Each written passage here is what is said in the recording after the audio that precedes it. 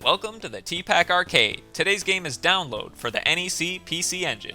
In this 1990 shoot-'em-up from Alpha System and NEC Avenue, it's 2099 and digitally preserving human consciousness is the new frontier. But some kind of mind virus called Nero is threatening the whole system. Now it's up to Sid, the radical cyber motorcycle hacker, to wire in and destroy this digital menace. At least that's what I gather from online overviews. The cutscenes in this game are almost entirely written in Japanese, and running it all through a translator would have taken me a lifetime. Unless maybe my mind was indefinitely preserved in a computer too, but I'd rather spend eternity playing games, not translating them. Not that you really need to follow the storyline for a shoot-'em-up. All you need is to enjoy 6 levels of cyber motorcycle destruction, each with various subsections following a basic format. Standard enemy wave and stage hazard gauntlet, boss fight, story cutscene, repeat. Although, a few bosses actually turn into tunnels leading to the next section without the whole cutscene part, which is fine by me. I mean, if my gaming preferences could be summarized in 4 words, they would be less words, more lasers. And more lasers is certainly an option here. Your arms loadout is fully customizable at the start of each level, and you can choose between a Vulcan or a beam for your standard shot, and one of 3 limited-use auxiliary weapons. I usually went with the Vulcan and the shield, since I could upgrade to a spread shot by picking up a few cannon power-ups, and the shield would let me absorb 15 extra hits on top of the 4 from my default life bar.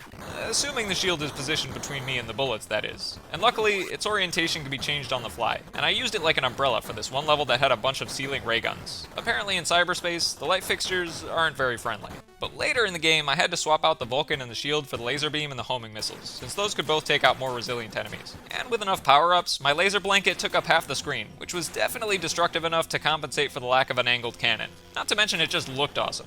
Aside from those standard shot power-ups, you can also pick up items that either restore your health or refuel your secondary weapon, depending on which phase the item is in when you grab it. And a different item phases between an invincibility upgrade and a screen-clearing bomb. These don't show up often, but they aren't very useful anyway, so it doesn't matter. And the same can be said for the final secondary weapon choice, which is also a screen-clearing bomb that's probably more helpful in concept than in practice. And speaking of concept, let me address Download's graphics, since they revolve around the aforementioned digital neuron cyberscape theme, which, needless to say, is pretty much the coolest theme there could ever be for a video game. I mean, you're literally fighting monster malware inside some kind of computer brain. Although, Download doesn't necessarily reflect that in a lot of the graphic design. Some levels are just cityscapes, caves, or oceans, and most of the enemies are more reminiscent of robot bugs and spaceships than synapses or circuits or whatever. That is until the final level, where you first make your way through an organic, brain-like cavern to face the disgustingly awesome tumor-like monster Nero. And then you end up in a trippy neon cyberspace where the psychedelic malware final boss burns your retinas the same way living inside a computer screen would anyway. It's magnificent, and those last 10 minutes of Download carried the whole aesthetic weight of the game.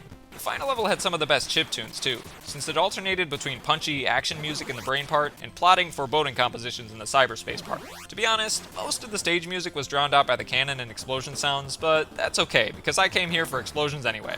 The most novel aspect of Download is how prominent the narrative is for a shoot-'em-up. Apparently it was meant to be part of a much larger multimedia franchise that never took off, which is a shame, since the whole Cybermind plot is just so promising.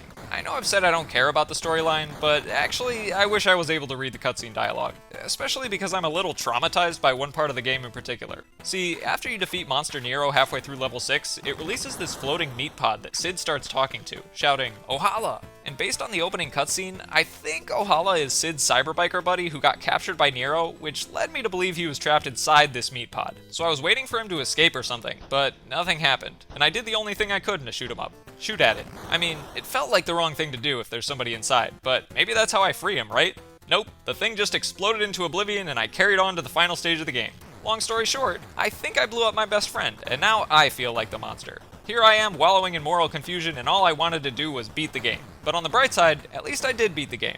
Download isn't that difficult, aside from a few drawn-out levels in the middle. It offers unlimited continues and passwords, so you can keep hammering at it until you succeed. The only problem with the passwords, aside from being super long and cumbersome to input, is that they don't cover every checkpoint. So rather than relying on them, I learned to pause the game and set a save state between sessions instead. Not to cheat and reload from that point like I usually do, just to keep from being thrown back to an earlier section unnecessarily. And these checkpoints were probably my favorite part of Download, aside from the cyberbrain aesthetics, that is. They broke everything into bite-sized chunks that let you master the game section by section.